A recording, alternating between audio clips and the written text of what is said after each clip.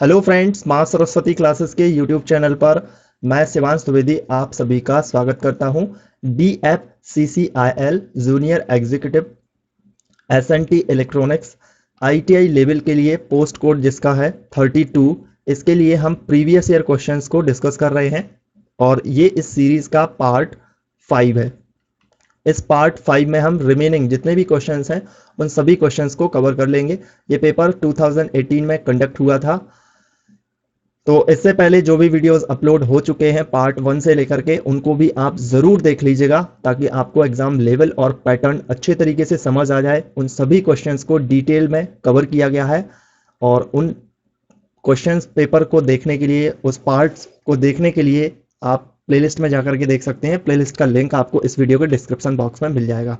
आगे बढ़ने से पहले आपको बताना चाहेंगे कि junior executive SNT electronics ITI level के लिए जिसका पोस्ट कोड 32 है, इसके लिए हमारे ऐप पर एक कोर्स स्टार्ट हुआ है और जिसमें आपके टेक्निकल सिलेबस को कवर करवाया जा रहा है। ये सिलेबस जो है ऑफिशियली मेंशन किया गया है। उस सिलेबस के अंतर्गत साथ ही साथ जो प्रीवियस ईयर का पैटर्न रहा है, जो नए नए टॉपिक्स रहे हैं जिनसे क्वेश्चन पूछे गए जैसे कंट्रोल सिस्टम से, तो ये सभी मिसलेनियस टॉपिक्स को भी इसमें कवर करवाया जाएगा। 100% आपका यहाँ पर सिलेबस बिल्कुल बेसिक से हाई लेवल तक करवाया जा रहा है। साथ ही साथ इसमें क्वेश्चन की प्रैक्टिस भी करवाई जा रही है, वो भी बेसिक से लेकर हाई लेवल तक। यहाँ पर जिस लेवल पर आपके क्वेश्चन एग्जाम में पूछे जाते हैं उससे भी थोड़ा सा लेवल अप रखा गया है कि अगर उस लेवल के भी क्वेश्चन पूछे जाएं तो वो भी आपसे बन जाने चाहिए। इसमें आपकी थ्योरी भी कवर करवाई गई है और इसके साथ साथ इसमें MCQs क्वेश्चंस की भी प्रैक्टिस करवाई जा रही है। इसके अलावा इसमें जिन क्लासेस को जिन नोट्स के माध्यम से रिकॉर्ड किया जाता है उनके हैंड रिटन नोट्स भी आपको इसमें अवेलेबल करवाए जाएंगे ताकि आप अपना रिवीजन कर सकते हैं। इससे आप अपने शॉर्ट नोट को बना सकते हैं। इस कोर्स का जो प्राइस है वो 799 रुपये है। 2 मंथ में ये पूरा तरीके से कंप्लीट हो जाएगा। कोर्स 2 मंथ्स में ये कंप्लीट हो जाएगा और इसको आप 1 ईयर तक देख सकते हैं, यानी कि इसकी जो वीडियोस हैं उनकी वैलिडिटी 1 ईयर तक है। आप 1 साल तक देख सकते हैं। कोर्स 2 महीने में ही कवर करवा दिया जाएगा। लेकिन क्या होगा कि 799 रुपये इसकी फीस है, पर 200 स्टूडेंट्स के लिए, पहले 200 स्टूडेंट्स के लिए इसकी जो फीस रखी गई है वो 599 रुपये रखी गई है। तो इस ऑफर का आप लाभ लीजिएगा, जल्दी से अपने आप को इस कोर्स में इनरोल कर लीजिएगा ताकि आप इस फीस की छूट का लाभ ले सकें। आइए अब हम आगे के क्वेश्चंस की तरफ मूव करते हैं। यहाँ पर तो ये सभी हम क्वेश्चन पहले ही कवर कर चुके हैं।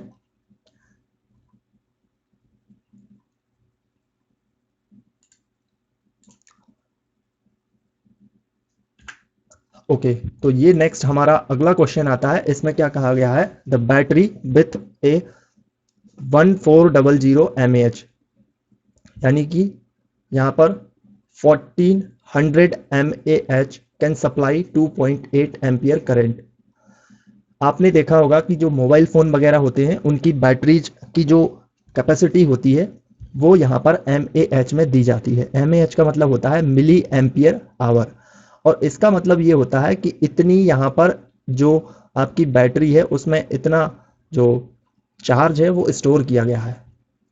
अब इस चार्ज को इसमें स्टोर किया गया है। अब आप करंट जो इसमें से ले रहे हैं वो 2.8 एम्पियर का करंट आप इसमें से ले रहे हैं। तो इसको कैसे कैलकुलेट करेंगे, इसके लिए क्या है कि 1400 mAh है ये, और 2.8 ये एम्पियर आप करंट ले रहे हैं और ये मिली एम्पियर आवर है। तो मिली एम्पियर आवर है, मिली एम्पियर आवर को आपको कन्वर्ट करना है एम्पियर आवर में। तो यहाँ पर इसको ऐसे कन्वर्ट करेंगे 1410 की पावर -3, क्योंकि मिली है और मिली को एम्पियर में कन्वर्ट करना है तो यहाँ पर इस तरीके से हो जाएगा एम्पियर आवर।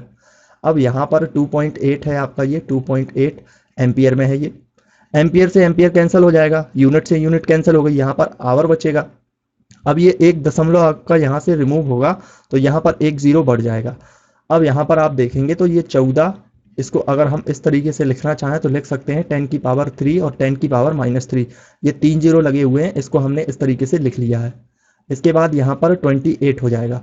अब इसको जो 10 की पावर 3 है ये प्लस की और 10 की पावर 3 माइनस की है। आपको पता है कि जब यहाँ पर बेस अगर इक्वल होता है तो जो पावर्स होती हैं वो कैसी हैं, जुड़ जाती हैं। जब इनको अगर जोड़ेंगे तो वो एक दूसरे से कैंसिल हो जाएंगी। तो यहाँ पर 14 है, 14 एक बार जाएगा और यहाँ पर 2 बार जाएगा। वो भी कैसे में आएगा, यहाँ पर आवर, क्योंकि यहाँ पर आवर बचा हुआ था।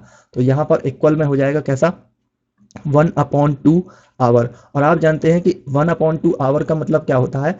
यहाँ पर अगर हम इसको मिनट में काउंट करना चाहें तो यहाँ पर मिनट में काउंट करने के लिए 1/2 इंटू 60, ये मिनट में आपको यहाँ पर इसको मल्टीप्लाई करना होगा। तो 2 से अगर 60 पर आप इसको डिवाइड करते हैं तो यहाँ पर 30 मिनट, ये आपका आंसर आ जाता है। यहाँ पर आपने देखा कि ये इसका क्या हो गया, आंसर हो गया।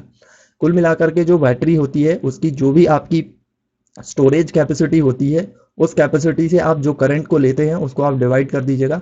यानी कि आप जितनी ज़्यादा अगर करंट बढ़ाते जाएंगे तो उतना टाइम आपका कम होता जाएगा।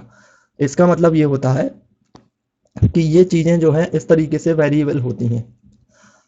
तो इस क्वेश्चन का आंसर जो है वो क्या हो गया आपका, 30 मिनट इसके लिए करेक्ट आंसर हो गया। अगला क्वेश्चन देखते हैं। तो इस क्वेश्चन में कहा गया है पीसीबी में यानी कि प्रिंटेड सर्किट बोर्ड में कोटिंग क्यों की जाती है। पीसीबी आपने देखे होंगे जिन पर हमारा सर्किट बना हुआ होता है, जिस पर हमारे कंपोनेंट की सोल्डरिंग की जाती है। तो उसमें जिस पर सोल्डरिंग की जाती है और एक पतली सी प्लेट होती है, उस पर सर्किट की जो डिजाइन है वो बनी हुई होती है और उसको प्रिंट किया जाता है। तो पीसीबी में हम कोटिंग करते हैं। कोटिंग क्यों करते हैं, इसका एक कारण होता है कि उससे मॉइस्चर और जो उसके केमिकल पॉल्यूटेंट है उससे उसको सुरक्षित रखा जा सके। यानी उस पर मॉइस्चर का असर ना हो। अगर मॉइस्चर होता है तो फिर वहाँ पर शॉर्ट सर्किटिंग भी हो सकती है, और अगर कोई और केमिकल इफेक्ट आ जाता है या कोई और केमिकल पॉल्यूटेंट हो जाता है तो भी हमारे सर्किट को डैमेज कर सकता है। तो पीसीबी में कोटिंग हम इसीलिए करते हैं। पीसीबी का आपका एक क्वेश्चन और भी था, यानी पीसीबी से 2 क्वेश्चन पूछे गए हैं 2018 के एग्जाम में। तो देखना आप, ये जो क्वेश्चन है जैसे पीसीबी है ये सिलेबस में मेंशन नहीं है। जैसे कंट्रोल सिस्टम है, कंट्रोल सिस्टम भी सिलेबस में मेंशन नहीं है और ये आपके लिए बिल्कुल नया है टॉपिक। इसी तरीके से कंप्यूटर आर्किटेक्चर, वो भी आपके सिलेबस में मेंशन नहीं है। हालांकि मेंशन है और उसमें ये लिखा हुआ कंप्यूटर हार्डवेयर, शायद ऐसा कुछ लिखा हुआ है ना। तो आपको पता ही नहीं चलेगा कि क्या पढ़ना है क्या नहीं पढ़ना है। तो हमारे कोर्स में ये सभी चीज़ें डिटेल में कवर करवाई जाएंगी, सभी चीज़ें आपको बहुत अच्छे तरीके से समझाई जाएंगी। और कंट्रोल सिस्टम से अगर आप देखेंगे तो 5 क्वेश्चन पूछे गए हैं। अब ये आपका बहुत बड़ा फैक्टर हो जाता है और वो भी इजी क्वेश्चन, बेसिक क्वेश्चन है। ऐसा नहीं है कि कंट्रोल सिस्टम से बहुत बड़ा हाई लेवल का क्वेश्चन पूछ लिया। ये पांचों क्वेश्चन बिल्कुल जनरल क्वेश्चन है। अब मान लीजिएगा कंट्रोल सिस्टम आपने कभी पढ़ा ही नहीं है ना, क्योंकि आपके सिलेबस में आईटीआई में कभी रहता ही नहीं है, तो आपको कैसे बनेगा, नहीं बन सकता। तो यहाँ पर हमारे कोर्स में वो सभी चीजें करवाई जा रही जो सिलेबस में है वो भी, और जो प्रीवियस ईयर एग्जाम में पूछे जाते हैं उन चीजों को भी, ताकि कुछ भी आपका यहाँ ना छूटे। हमारा टारगेट 60 जो टेक्निकल क्वेश्चन है उनको पूरे तरीके से कवर करना है, उसको 100% के एफर्ट के साथ आपके साथ लेकर के आना है कि बिल्कुल आप उन क्वेश्चन को अच्छे तरीके से अटेम्प्ट करें और अपना सिलेक्शन ले सकें। आगे क्वेश्चन पे चलते हैं, नेक्स्ट क्वेश्चन को देखते हैं। इस क्वेश्चन में क्या कह रहे हैं। क्वेश्चन में कहा जा रहा है program counter for any counter. जो प्रोग्राम काउंटर है उसका क्या काम होता है। अगर हम प्रोग्राम काउंटर की बात करें तो program counter is a special purpose register. It holds the address of the next instruction to be executed in order to save time. Program counter एक आपका स्पेशल पर्पस रजिस्टर होता है। कैसा होता है, स्पेशल पर्पस रजिस्टर होता है, जिसका काम ये होता है कि जो अगला इंस्ट्रक्शन आ रहा है, यानी कि जो हमारे सीपीयू में या जहां पर भी इसको कनेक्ट किया हुआ है, जो अगला इंस्ट्रक्शन आ रहा है ना, उसके एड्रेस को इसके द्वारा क्या किया जा सके, होल्ड किया जा सके। अगर ये उस, जैसे ये आपका यहाँ पर प्रोग्राम काउंटर लगा हुआ है और यहाँ से आपका एड्रेस आ रहा है, यहाँ से आपका इंस्ट्रक्शन आ रहा है, तो ये प्रोग्राम काउंटर क्या करता है कि इस एड्रेस को होल्ड कर लेता है।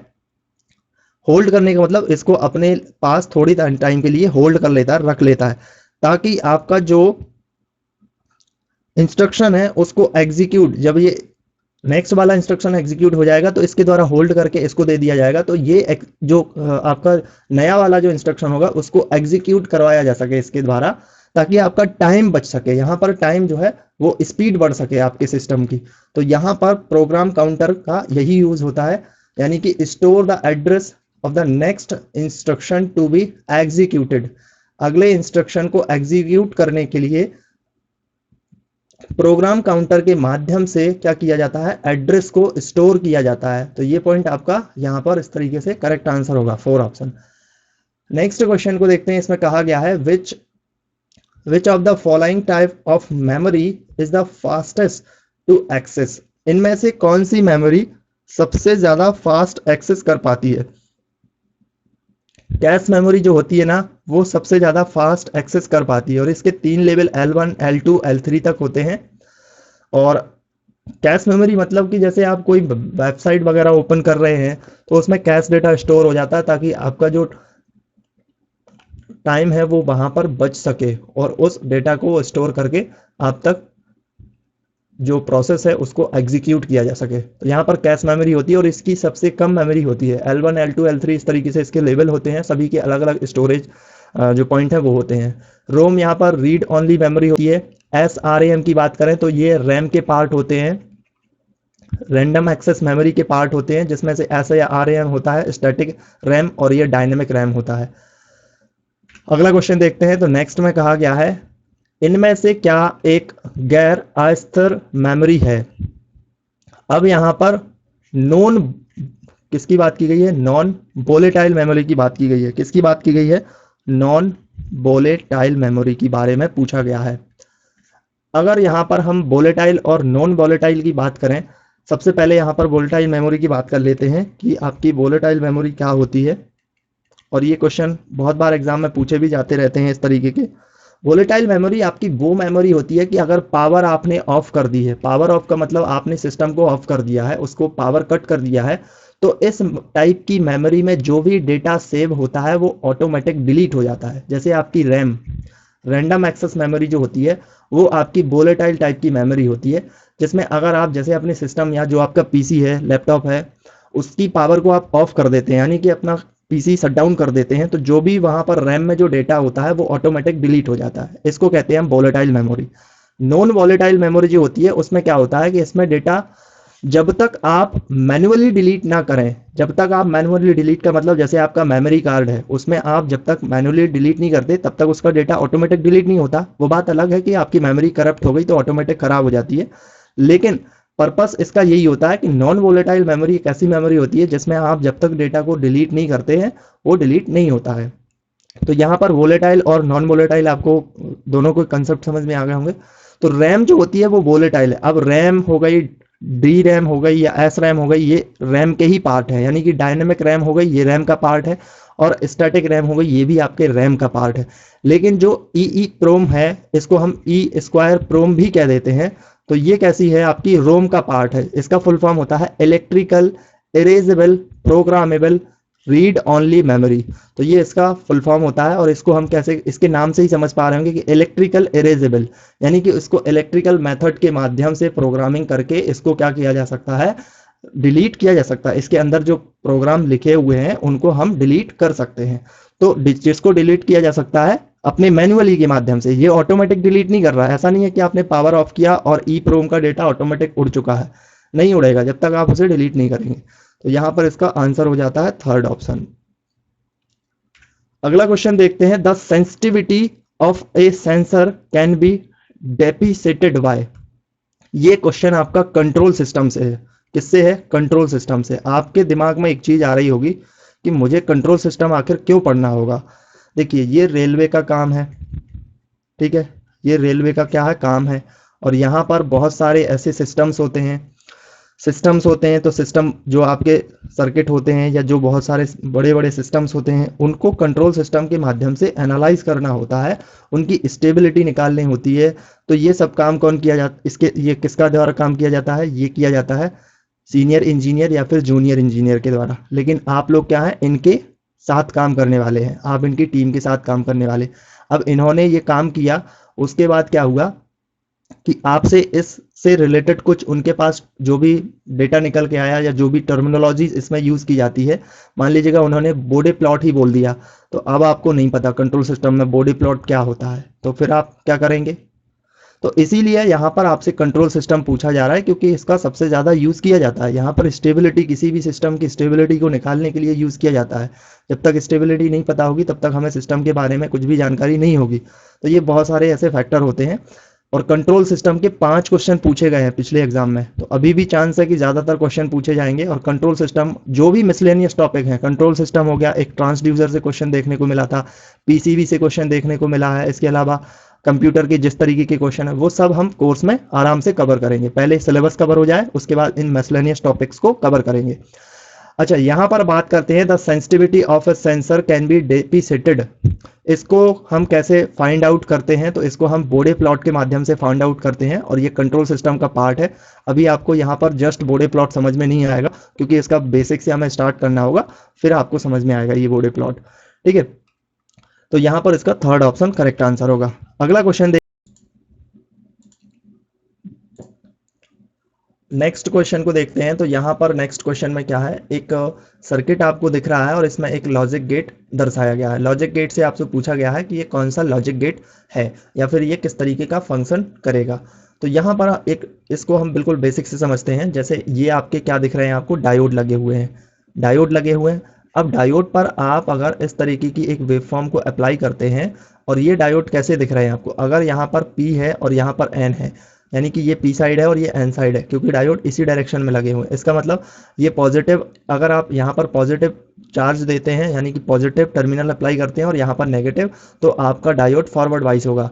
फॉरवर्ड वाइज होने का मतलब यहाँ से आप पॉजिटिव, यानी कि जब आपकी ये वाली साइकिल आएगी ना, ये वाली साइकिल आएगी, तभी आपका जो डायोड है वो आपको क्या देगा, आउटपुट देगा। यहाँ वाली साइकिल आएगी तो आपको आउटपुट नहीं मिलेगा। समझ गए इस बात को? यही कंडीशन इन सभी डायोड्स पर अप्लाई होगी। अब ये जो वेवफॉर्म आप देख रहे हैं ना, ये वेवफॉर्म जो पॉजिटिव वाली साइड होती है, यहाँ पर नेगेटिव वाली साइड होती है, ये जो आपको साइड दिख रही है, इसको हम 1 भी कह सकते हैं, क्योंकि हाई को हम 1 कहते हैं, ये हाई होता है इसका, और ये लो होता है, लो को हम 0 कहते हैं। ठीक है, यही आपका एनालॉग जो सिग्नल होता है, जब डिजिटल में कन्वर्ट करते हैं, तो जो यहाँ पर वाला जो पॉजिटिव एम्पलीट्यूड होता है वो हाई होता है, और नेगेटिव एम्पलीट्यूड जो होता है यहाँ पर 0 होता है। तो इस तरीके से आप समझ गए। अब इसको समझिएगा कि यहाँ पर हम 3 टाइप के इनपुट हैं, तो 3 टाइप के कितने पॉसिबल आउटपुट हो सकते, सॉरी पॉसिबल इनपुट हो सकते हैं। पॉसिबल इनपुट की कंडीशंस को यहाँ पर लिख लेते हैं, 0 0 0 0 1 1 1 1। ठीक है, फिर 0 0 1 1 0 0 1 1, फिर यहाँ पर 0 1 0 1 0 1 0 1। इस तरीके से इतने आपके पॉसिबल इनपुट होंगे। अब मान लीजिएगा यहाँ पर आपने पहली वाली कंडीशन अप्लाई की, पहली कंडीशन अप्लाई करने का मतलब 0 दिया 0 दिया 0 दिया। आप जब 0 0 देंगे, यानी कि आपकी जो साइकिल है वो आपने इस वाले नेगेटिव जो हाफ साइकिल है वो अप्लाई की, तो यहाँ पर आपको क्या मिला, 0 0 0, सब कुछ 0 मिला आपको, यानी इस स्टेज पर आपको क्या मिला, 0 मिला। समझ गए? अब हम सेकंड कंडीशन को अप्लाई करके देखते हैं। ओहो, 0 0 0 0 1 1 1 1 सारा इरेज हो गया। 0 0 1 1 0 0 1 1 0 1 0 1 0 1 0 1। ठीक है, हमने ये वाली साइकिल जब फर्स्ट वाली कंडीशन अप्लाई की थी तो हमको 0 मिला था।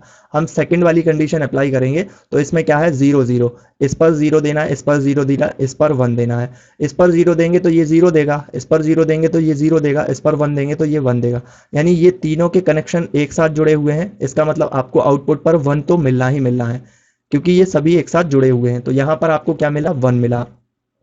नेक्स्ट कंडीशन को देखते हैं। तो नेक्स्ट कंडीशन में क्या कहा गया है, यहाँ पर आपको 0 1 0 दिया हुआ है, यानी आपको 0 देना है, 1 देना है और 0 देना है। जब यहाँ 0 देंगे तो ये 0 होगा, यहाँ पर ये 1 कर देगा और यहाँ पर 0, यानी कि सभी में से जब एक आध 1 है तो आपको 1 दे ही रहा है वो।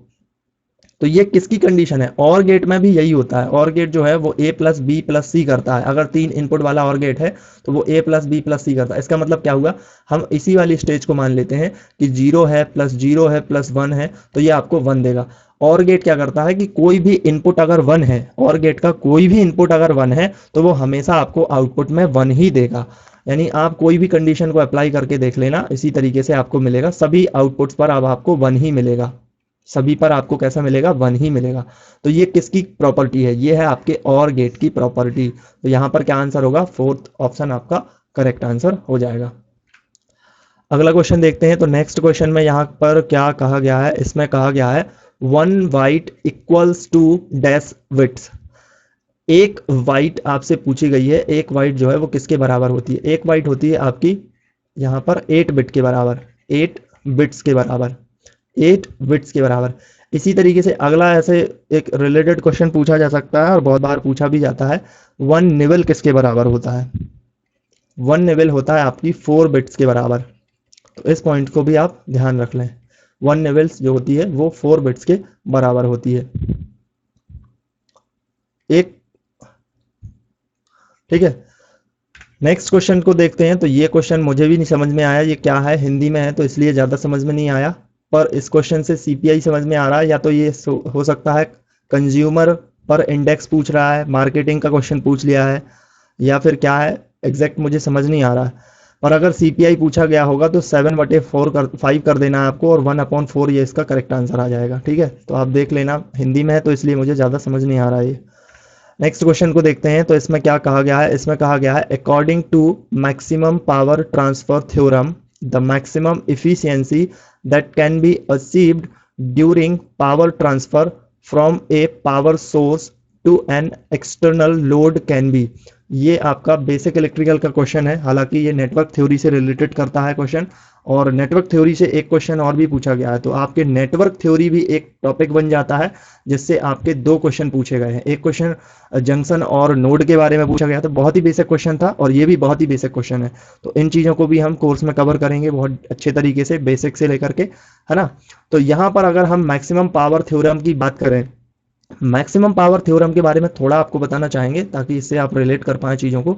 मैक्सिमम पावर थ्योरम क्या होती है, जैसे यहाँ पर हमारे पास कोई एक वोल्टेज सोर्स लगा हुआ है, वोल्टेज सोर्स लगा हुआ है। अब ये जो वोल्टेज सोर्स जो भी बैटरी यहाँ पर कनेक्टेड है उसका कुछ इंटरनल रेजिस्टेंस भी होगा। इंटरनल रेजिस्टेंस यानी कि इसके अंदर का रेजिस्टेंस, यहाँ पर हमने सीरीज में इसको बाहर लगा के शो कर दिया है, जिसको RI लिख दिया, इंटरनल रेजिस्टेंस जिसको कहते हैं। अब यहाँ पर आपका कुछ लोड कनेक्ट होगा, उसका रेजिस्टेंस होगा जिसको हम RL कहते हैं।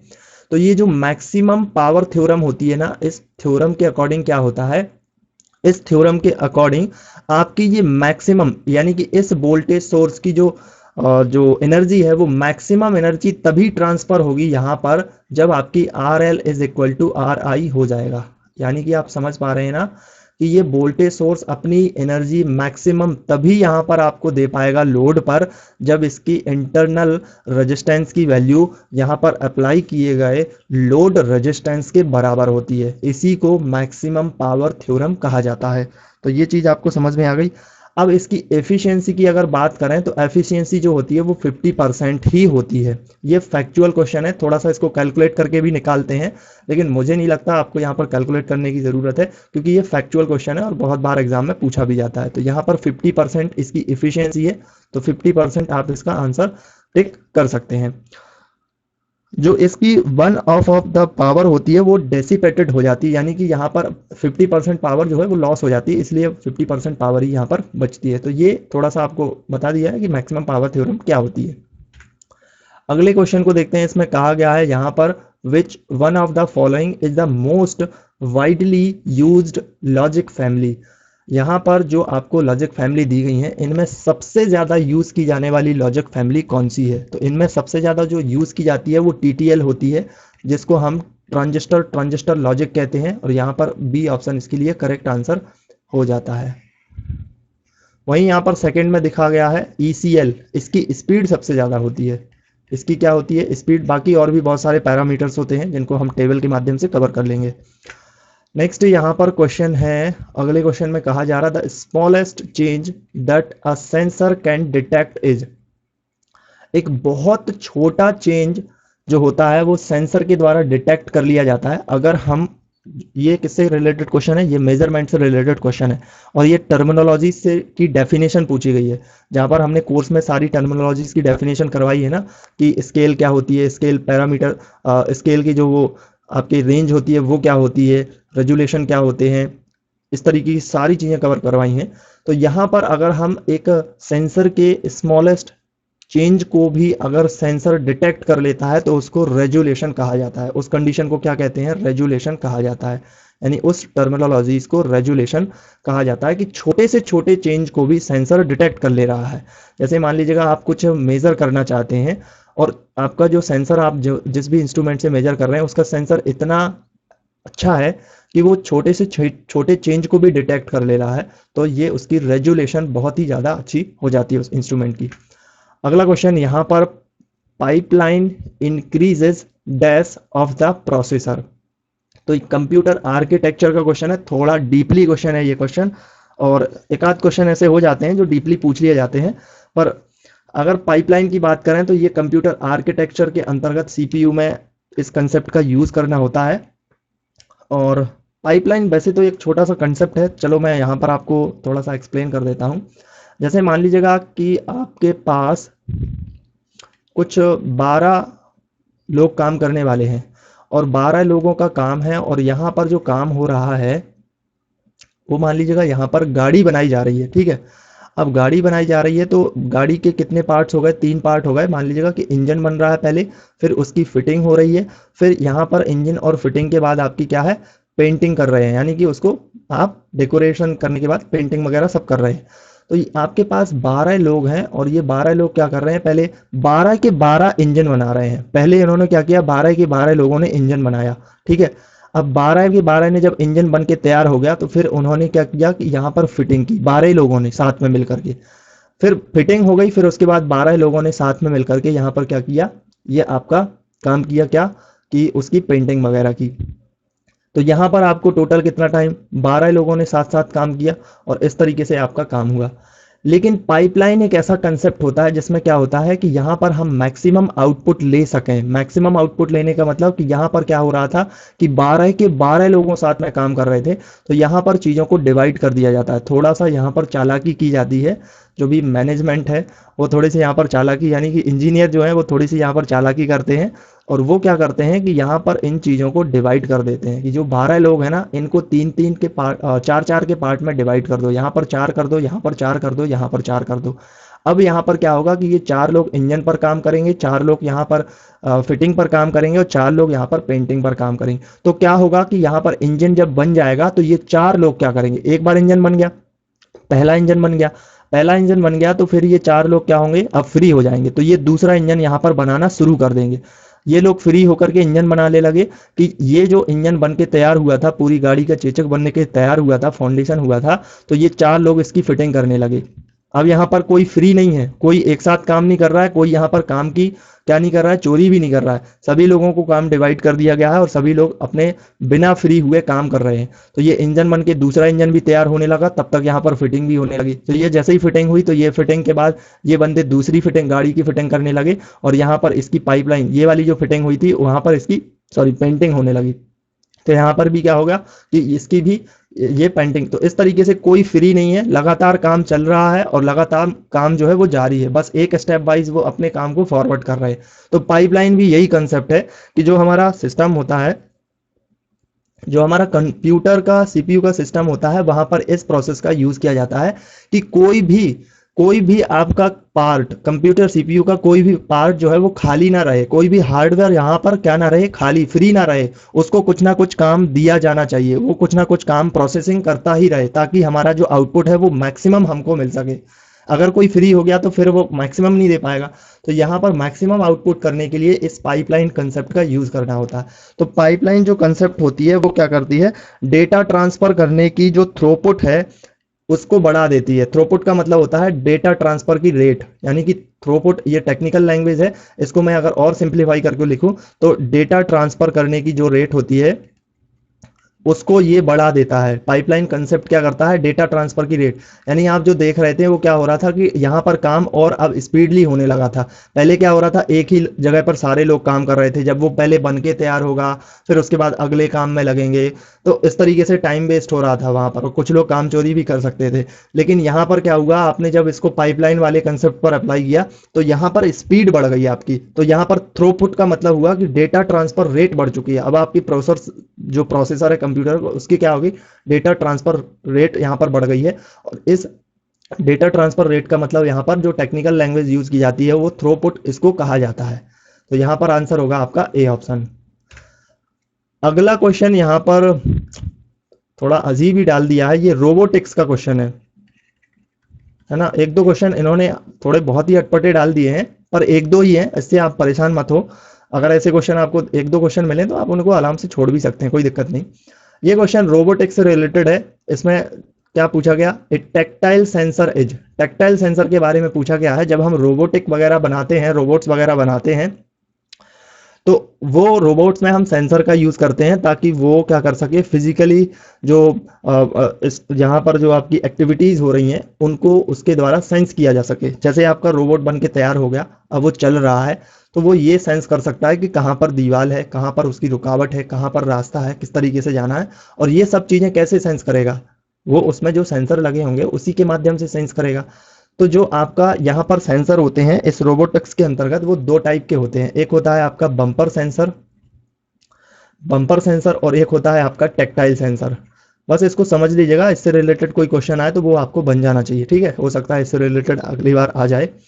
बम्पर और टेक्टाइल की अगर बात की जाए तो बम्पर सेंसर जो होता है वो बहुत ही नॉर्मल सेंसर होता है। नॉर्मल सेंसर का मतलब यहाँ पर एक इस तरीके का सिनेरियो आप समझिएगा कि यहाँ पर आपका क्या है, एक रोबोट का हैंड है और ये एक वॉल यानी कि दीवार है।